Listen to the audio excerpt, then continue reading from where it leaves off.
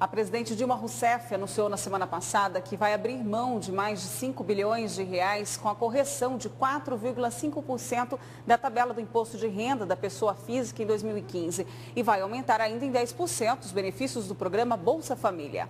E para falar sobre este pacote de bondades e outros assuntos, está ao vivo aqui no Jornal do Meio-Dia o economista e professor Ed Santos Amorim. Boa tarde, professor. Boa tarde, é um prazer imenso estar aqui novamente no programa. Professor, tem pacote de bondades, mas não tem corte de gastos. E a inflação já atingiu nos últimos 12 meses o teto da meta. Preocupa a economia, hein? É bem preocupante. A gente analisa assim, o governo eleva aí em 4,5% IR. Porém, essa renúncia fiscal que o governo pretende fazer, na verdade, se o país não acompanhou a inflação desde 1996, se tivesse acompanhado hoje, por exemplo, o leão morderia imposto do trabalhador que ganhasse mais ou menos ali em torno de R$ 2.800 de renda. Então, quanto tempo o governo já veio arrecadando, né, valores bem superior ao que está renunciando nesse momento. Então, não vejo assim, não é significativo essa vantagem de fazer renúncia fiscal, em função de que não acompanhou a inflação, e aí o trabalhador continuou pagando todo esse período, né? E vai continuar pagando, ou seja, salta ali... E faz a graça no ano eleitoral. É um ano eleitoral, a gente observa que a questão do Bolsa Família, ela é importante, mas se você for olhar para o caos que temos na saúde pública hoje, e se for olhar para o déficit na educação, só com professores, faltam mais de 32 mil professores só no ensino médio em todo o país. Fazer agora um aumento da Bolsa Família sem olhar para a educação, sem olhar para a saúde da forma que está hoje, no ponto de vista da economia, a gente entende que é um programa eleitoreiro, até porque é um ano de eleição e o país precisa muito mais do que Bolsa Família. O país precisa de desenvolvimento sustentável. Como que o governo deve fazer esse ajuste, então, para conseguir pagar a conta? O setor de bebidas, por exemplo, recentemente teve aí um aumento na cobrança de imposto. Eles vão pagar parte dessa conta ou não? Essa despesa já está incluída em algum outro ponto? O governo pede cautela, que na verdade eles vão aportar de outros programas assistenciais. Por exemplo, combate à erradicação do trabalho escravo, do trabalho infantil, ou seja, irão afetar outros programas sociais, em função do aumento do aporte aí para o Bolsa Família. Mas, na verdade, não tem como a gente não olhar que virá aumento de novos impostos, né?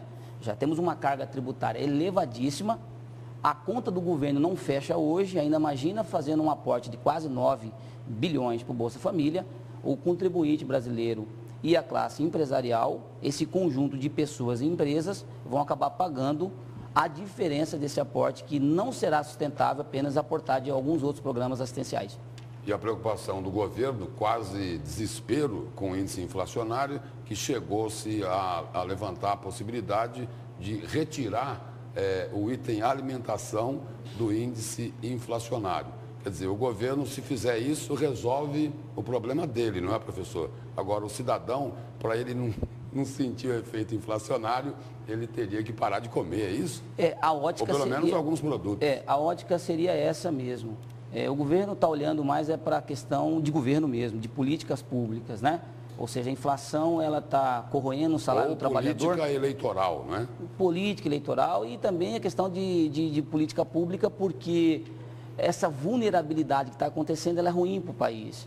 Então, o governo terá, o que mais sofreu impacto no aumento da inflação é alimentos, sem dúvida nenhuma, e o transporte também em segundo plano. Mas o alimento é o principal da cesta básica do trabalhador. Como é que eu tiro isso da minha conta para poder melhorar os indicadores e o trabalhador como é que fica? Porque isso não vai surtir nenhum efeito lá na ponta.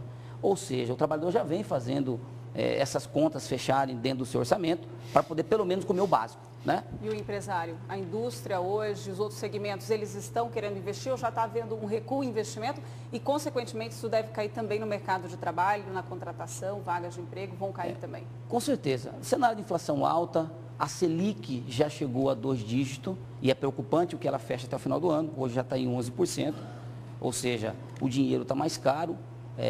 o investimento está comprometido, a classe empresarial, por exemplo, o PIB recuou de 2,30 para 1,92 em 2014.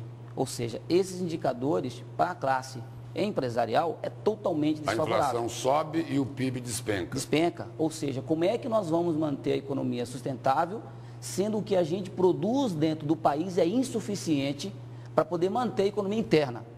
E a inflação subindo picos e picos, superando o centro da meta. Ou seja, há uma baixa de investimento, até por conta dos eventos que estão acontecendo na Copa do Mundo. Alguns setores estão sendo favoráveis, mas na grande maioria há uma baixa. E essa baixa pode refletir até mesmo em demissões a partir do segundo semestre. Professor, muito obrigado pela presença e pelas informações do senhor aqui no Jornal do Meio-Dia. Vamos esperar aí que esse quadro melhore um pouco. É uma perspectiva de todos nós, é que a gente tenha cenários mais favoráveis no próximo semestre. Muito obrigada, professor. Eu que agradeço.